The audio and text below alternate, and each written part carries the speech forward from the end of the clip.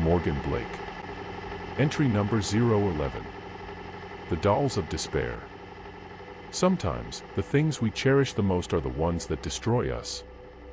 What if I told you that something as innocent as a doll could be the key to a dark and terrifying secret? What if I told you that these delicate, lifelike creations could harbor a curse so powerful, it could claim the very souls of those who possess them? Stay with me until the end, and you'll see why I had no choice but to believe in the impossible. It all began with a series of unexplained deaths in a small town, deaths that, on the surface, appeared to be nothing more than tragic accidents or mysterious illnesses. These tragedies might have gone unnoticed, written off as unfortunate coincidences, if it hadn't been for one peculiar detail: each victim had received a doll shortly before their demise. The dolls were crafted by an elderly dollmaker named Elias Grayson, a man whose name had become synonymous with exquisite, lifelike creations. Grayson's dolls were known for their uncanny realism, their delicate features, and the way their glass eyes seemed to follow you wherever you went. People from all over came to purchase his creations, paying top dollar for these intricate works of art. But as the deaths began to mount, whispers started to spread through the town, whispers that the dolls were more than they seemed. The first time I heard about the dolls was from the town's sheriff, a man hardened by years of service, yet his voice trembled as he recounted the events to me. He spoke of the first victim, a young woman named Clara, who had received a doll from Grayson as a gift. Clara had been charmed by the doll's lifelike beauty, even commenting to friends about how it seemed to follow her with its eyes. But shortly after receiving the doll, Clara fell ill with a mysterious ailment. Her health deteriorated rapidly, and despite the best efforts of the town doctor, she passed away within days. The sheriff went on to describe how this same pattern repeated with other victims. Each one received a doll, each one grew ill or met with a tragic accident, and each one died shortly thereafter. The townspeople, naturally superstitious and now gripped by fear, began to destroy the dolls they owned, hoping to break the curse. Yet, despite their efforts, the deaths continued. It was as if the dolls had a will of their own, and nothing could stop them. Intrigued and more than a little unsettled, I decided to investigate. I had dealt with strange cases before, haunted houses, cursed objects, but something about this one gnawed at me. There was an eerie simplicity to it, the kind of horror that hides in plain sight, waiting for someone to notice it. So, I made my way to the small town, nestled in a valley where the fog seemed to cling to the ground, giving everything an eerie, otherworldly feel. The town itself was quaint, with narrow streets lined with old buildings that seemed to lean in toward each other, as if conspiring to keep secrets hidden from the outside world. The people I encountered were wary, their eyes darting toward the dollmaker's shop as if they expected something terrible to happen at any moment. It wasn't just fear I sensed, it was a deep, bone-chilling dread, as though they were living in the shadow of something they couldn't fully understand. The dollmaker's shop was easy to find, a quaint, old building with a sign that read, "Grayson's Dolls," hanging above the door. It looked harmless enough, the kind of place where one might find charming trinkets or handcrafted toys. But as I stood outside, I couldn't shake the feeling that something was terribly wrong. The air seemed colder here, the fog thicker, as if the very atmosphere was warning me to turn back. The shop's door creaked as I pushed it open, the bell above it jingling softly. The air inside was thick with the scent of wood shavings and varnish, and the walls were lined with shelves full of dolls. They stared out at me with their glass eyes, their painted lips frozen in delicate smiles. They were beautiful, yes, but there was something unnerving about them, something that made the hairs on the back of my neck stand on end. Elias Grayson himself was behind the counter, a frail old man with a kind face and hands that trembled slightly as he worked on a new creation. As I entered, he looked up, his eyes sharp and knowing, as if he had been expecting me. There was a stillness about him, a calm that didn't match the tension in the air. I introduced myself and explained that I was looking into the recent deaths in the town. His expression didn't change, but I saw a flicker of something in his eyes, guilt, perhaps, or fear. He listened quietly as I recounted the stories I had heard, the strange coincidences that linked each victim to one of his dolls. When I mentioned the connection between the dolls and the deaths, Grayson sighed and set down the doll he had been working on. His voice was tinged with sadness as he spoke, insisting that the dolls were nothing more than works of art, objects meant to bring joy, not sorrow. People, he said, loved to find something to blame when tragedy struck, and the dolls were an easy target. But as he spoke, I couldn't shake the feeling that he was hiding something. There was a tremor in his hands, a tightness in his voice that suggested he was more involved than he let on. I thanked him for his time and left the shop, my mind racing with possibilities. Determined to uncover the truth, I began digging into Grayson's past, searching for anything that might explain the connection between the dolls and the deaths. The town's records were sparse, but with the help of a few old newspapers and some well-placed questions, I began to piece together a troubling picture. Years ago, before he became a doll maker, Elias Grayson had been involved in the occult. This was no mere curiosity or passing interest. Grayson had been a fervent practitioner, deeply engrossed in the study of dark rituals and forbidden magic. According to old records and rumors, he had been searching for a way to bring life to his creations, to animate the inanimate. It was said that he had found a way, a dark ritual that required a human soul to breathe life into the dolls. The ritual was dangerous, and it exacted a terrible price on both the doll maker and the owner of the doll. The more I learned, the more I realized that the dolls were not just inanimate objects, they were vessels, holding the souls of those who had come into contact with them. The victims weren't just dying, they were being drained of their life force, their souls feeding the dolls until there was nothing left. The dolls were like parasites, feeding off the very essence of their owners until they had consumed everything. The pieces were starting to fall into place, but I knew I needed to see it for myself. I had to confront Grayson, to catch him in the act, to see if the ritual was real.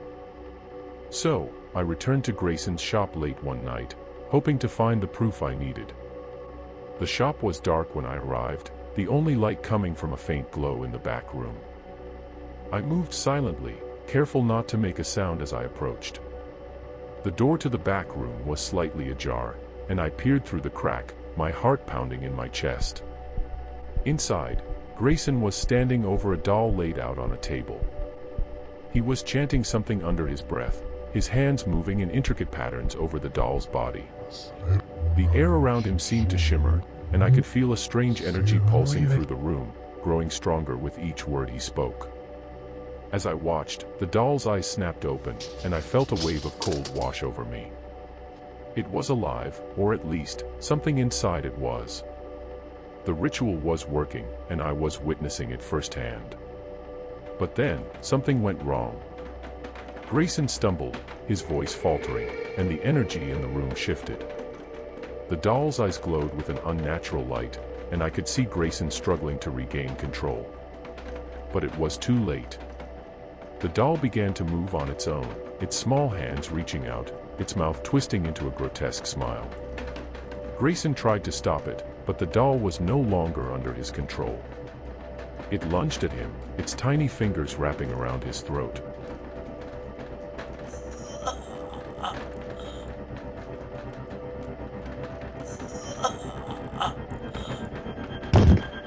I watched in horror as the life drained from Grayson's face, his body collapsing to the floor as the doll continued to squeeze.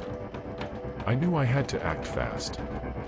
I burst into the room, grabbing the doll and throwing it across the room. It hit the wall with a sickening thud, but it didn't stop moving. It crawled toward me, its eyes fixed on mine, and I could feel its malevolent energy trying to draw me in, to claim my soul as it had claimed Grayson's. Desperation took over. I grabbed a nearby chair and smashed it down on the doll, but it only slowed it down.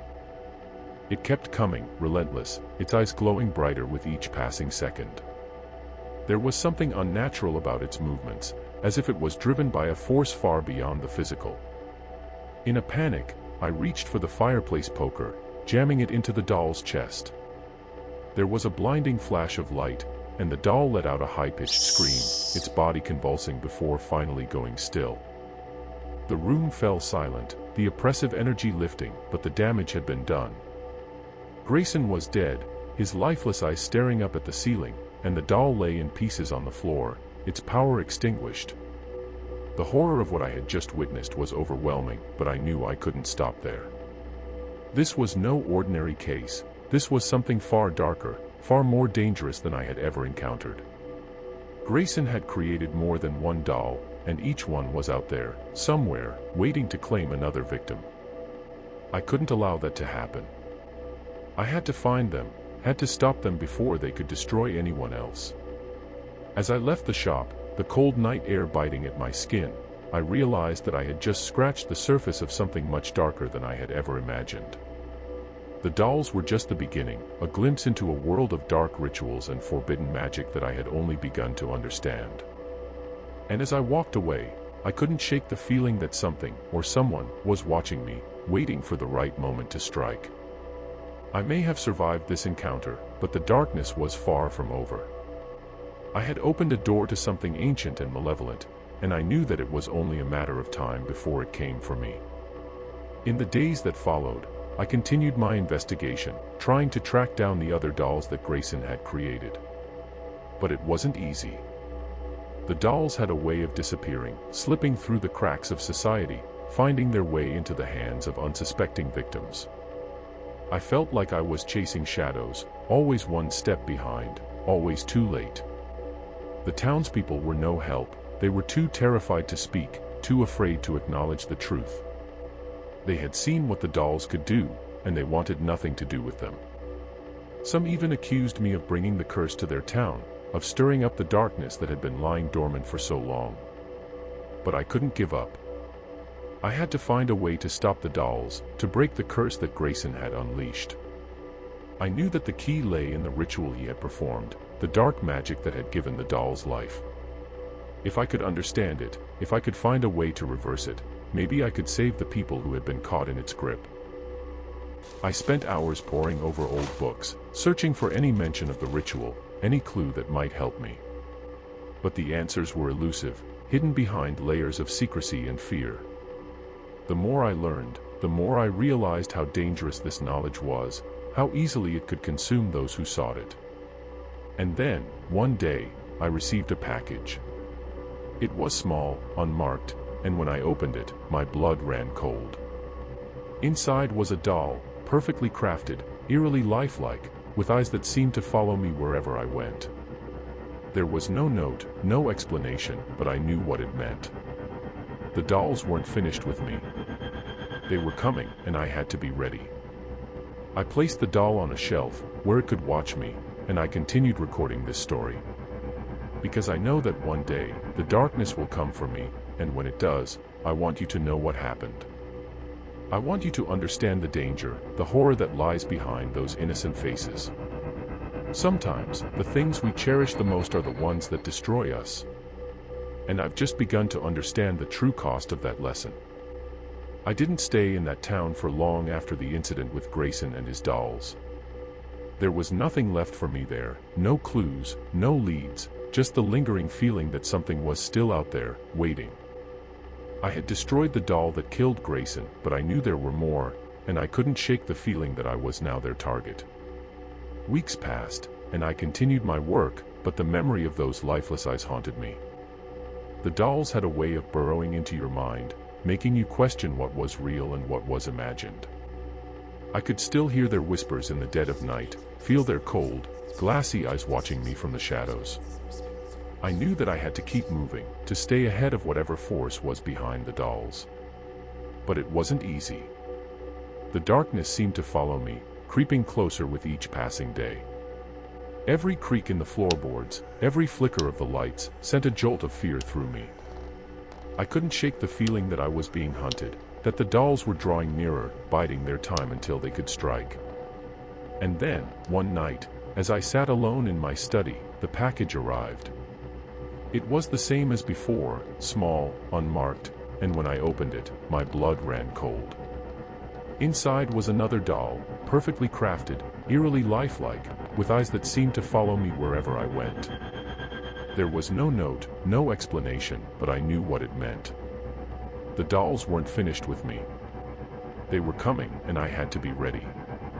I placed the doll on a shelf, where it could watch me, and I continued recording this story. Because I know that one day, the darkness will come for me, and when it does, I want you to know what happened. I want you to understand the danger, the horror that lies behind those innocent faces. Because sometimes, the things we cherish the most are the ones that destroy us. And I've just begun to understand the true cost of that lesson. The story of the dolls of despair isn't just a tale of cursed objects or dark rituals, it's a reminder of the dangers that lurk beneath the surface of our everyday lives. It's a warning to those who seek to control forces they don't fully understand, to those who believe they can play with dark magic without consequences. I may have survived this encounter, but the darkness is far from over. The dolls are still out there, waiting for their next victim, and I know that they will come for me one day. But until that day comes, I will continue to fight, to search for a way to break the curse, to save those who have been caught in its grip. Because sometimes, the things we cherish the most are the ones that destroy us. And I won't let them destroy me. Morgan Blake. End of entry.